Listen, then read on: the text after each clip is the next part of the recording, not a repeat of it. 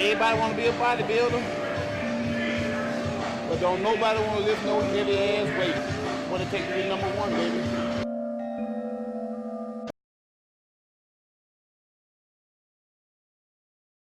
Elite!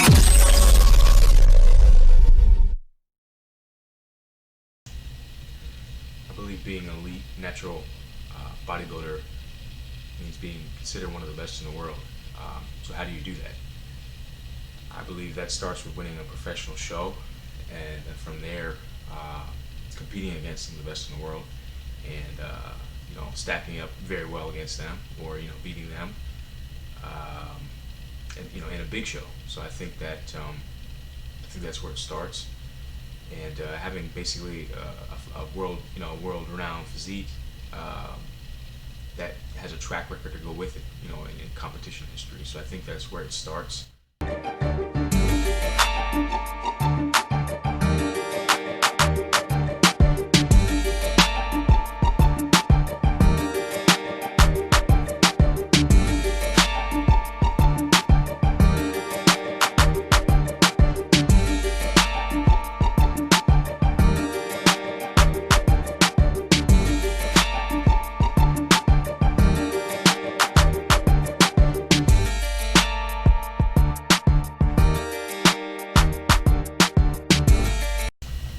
So the game plan is to do a competition later this year.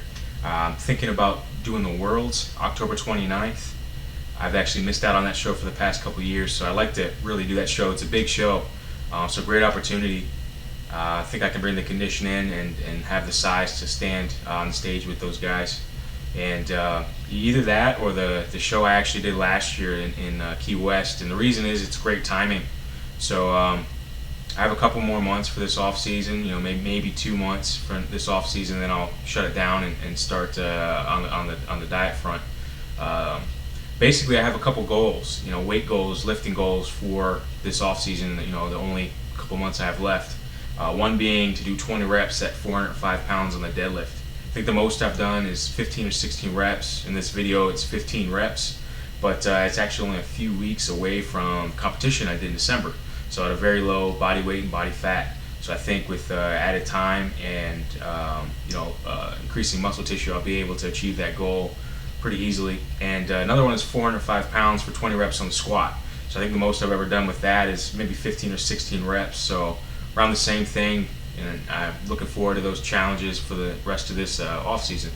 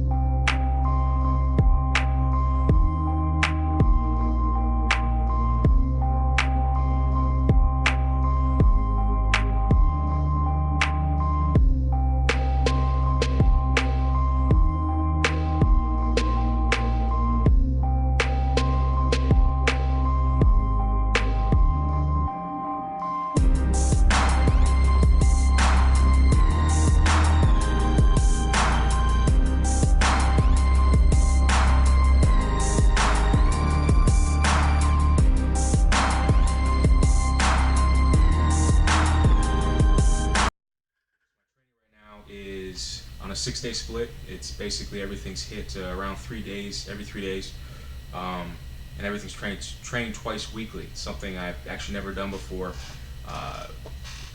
6 days straight is quite challenging. If you're training very intensely, which I am. So there's a lot of techniques that I've actually incorporated for recovery. Just to touch on them briefly, essential oils is one. Things like lavender, frankincense, and myrrh.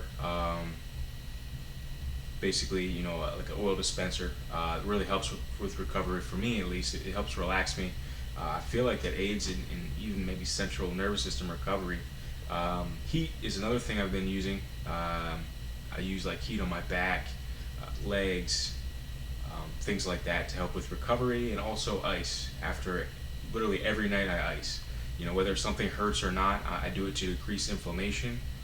I've been using it on my shoulder, where I've actually had a little bit of an impingement, a little bit of inflammation in my shoulder, particularly on my left side, my rotator cuff.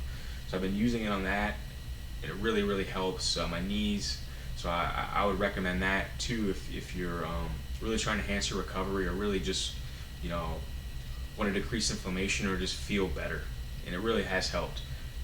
Another thing I've been using is foam rolling, which I do believe is always beneficial. So I foam roll. I use a pretty tough foam roll. It's one of the foam rollers that have the spikes on it. So I use that a couple times a week. I think that helps with recovery, and it at least helps with range of motion. I feel like I'm a little bit looser. So I do that at night, and also before I train something like legs or back, I do it lightly, not too hard, because you will, you know, it can bruise you. The one I use, the rumble roller. Also, I have a handheld massager, which I believe helps to drive blood in certain areas. I use it on my shoulder. It really, really helps, decreases the pain. It feels really good. I use it because I believe it helps drive blood in towards the connective tissue, tendons, things that you may not think about when you're training. You drive blood into the muscle when you're training, but you know, you don't really hit the connective tissue with blood flow. So that's what I'm trying to do, and it really has helped. I do it twice, usually twice a day, you know, briefly, only, I don't know, a couple minutes, you know. But those are some of the things I use for recovery. And on a 6-day split, you know, 6 days straight, you know, recovery.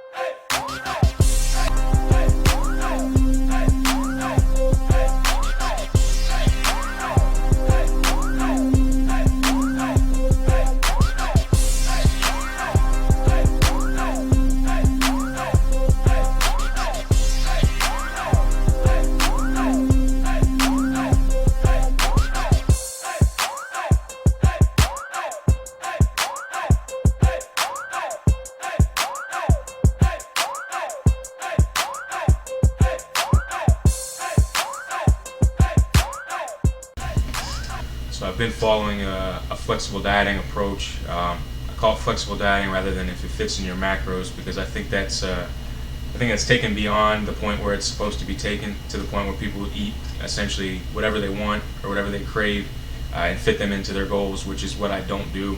I try to have basically, you know, non-processed foods that are, you know, going to help me achieve my goals. And if I want to fit something in that I want, you know, then I usually can do that. But I eat still for essentially my goals, not for what I crave. So right now I'm intaking 290 grams of protein, 345 carbs, and 60 grams of fat. So basically in the off season or this reverse diet, I'm basically going to where I don't see a huge weight change every week. You know, I gain weight slowly, and I'm doing that in an effort to keep my body fat lower.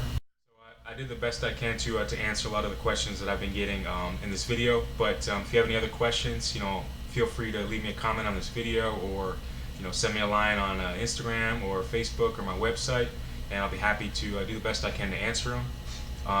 And stay tuned for more, you know, for more video, more information on current diet, training, things for recovery. Basically, my strategy, my climb to become natural elite professional bodybuilder. So hashtag PNE, and feel free to leave me a line. Thanks for watching. Elite!